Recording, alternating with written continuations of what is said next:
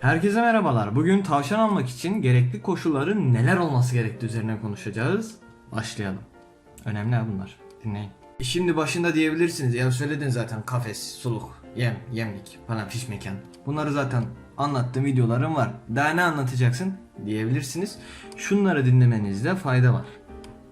İlk olarak sizin haricinizde tavşana bakabilecek evde ikinci bir kişi olması gayet iyidir. Ya üçüncü varsa bu çok daha iyidir. Bu önemli bir şeydir de, gerekli bir şeydir de. Çünkü neden? Siz her zaman müsait olmayabilirsiniz. İşte işte olabilirsiniz, okulda olabilirsiniz. Gerçi pandemi sürecinde pek bir yere gidemiyoruz ama olsun.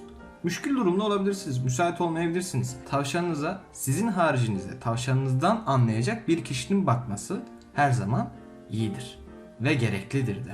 İkinci olarak tavşanınız haricinde bir canlı beslemeyin evinizde.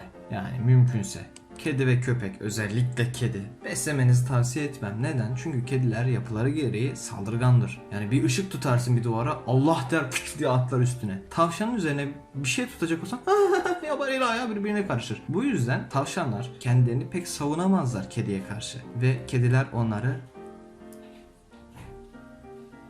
O yüzden kedi varsa, köpek varsa tavşan almayın. Yahut tavşan alacaksanız kedi köpek almayın. Bu altın kuralın ikincisiydi. Aranızda muhakkak ya ben tavşanın da kediyi de köpeği de hepsini beraber yaşatabilirim bir arada. Bence yaşarlar, niye yaşamasın? Ki zaten benim kedi köpeğim var diyenleriniz olabilir. Olabilir ama bu nadiren olabilir. Yani senin kedin tavşanınla beraber uyum sağladıysa yahut bunlar ufaklıktan beraber büyüdülerse, birbirlerine alışıklarsa problem olmayabilir. Yani %100 problem yaratır demiyorum ama tehlikeli bir durumdur. Kaşla göz arasında kedi gider tavşana zıpam diye bir tane takarsa şimdiye kadar yaşıyordu bunlar, öldü demeyin diye diyorum.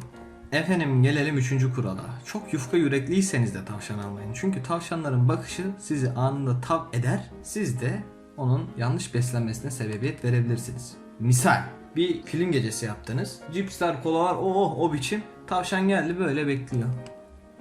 Bana hani cips kraker yiyorsun.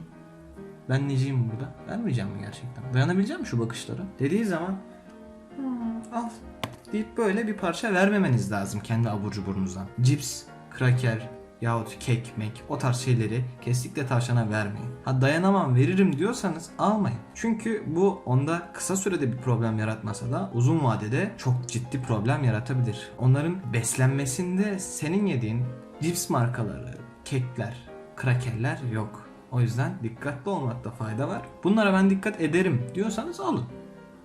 Problem yok bu hususta. Ama ben bunlara dikkat edemem. Dikkat etsem de o böyle gelip sokulduğu zaman ben kıyamam. İlla ki elimdekinden bir parça kaptırıveririm ağzına diyorsanız o zaman almayın. 4. Tavşanınıza verdiğiniz suyu, yemi devamlı kontrol edebilmeniz lazım. Bu çok önemli bir şey. Çünkü tavşanınıza verdiğiniz yemi tavşan yemedi farz edelim. Yahut verdiğiniz suyu içmedi farz edelim. Ve siz bunu fark etmediniz. Bu sefer açlıktan veya susuzluktan tavşan gidebilir. Bu yüzden verdiğiniz yemin ne kadarını yiyor, verdiğiniz suyun ne kadarını içiyor ve ne zaman yiyip ne zaman içiyor, bunları da bilmeniz lazım. 5. kural ise tavşanınızı gittiniz pet shop'tan aldınız getirdiniz, evinize bir güzel yerleştirdiniz, kafes falan o biçim tamam. Ama kafesten çıkmıyor hiç tavşan. Yani kafesten çıkmasına izin vermiyorsunuz. Ne anladım ben o işten? Pet shop'takinin aynısı.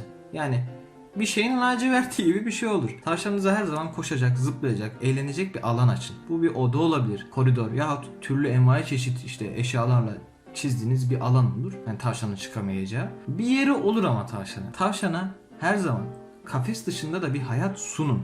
Mesela ben Panço'ya bütün evin kapılarını açtım. Bunlar benim tavşan almayı düşünenler için hazırlamış olduğum 5 altın kuraldı. Bence bu 5 altın kural sağlanamıyorsa tavşan almak pek de doğru bir karar değil. Bunlar olmadan da olur mu? Olur. Ama tavşan için en iyisi bu 5 altın kurala uymak olur. Hoşça kalın.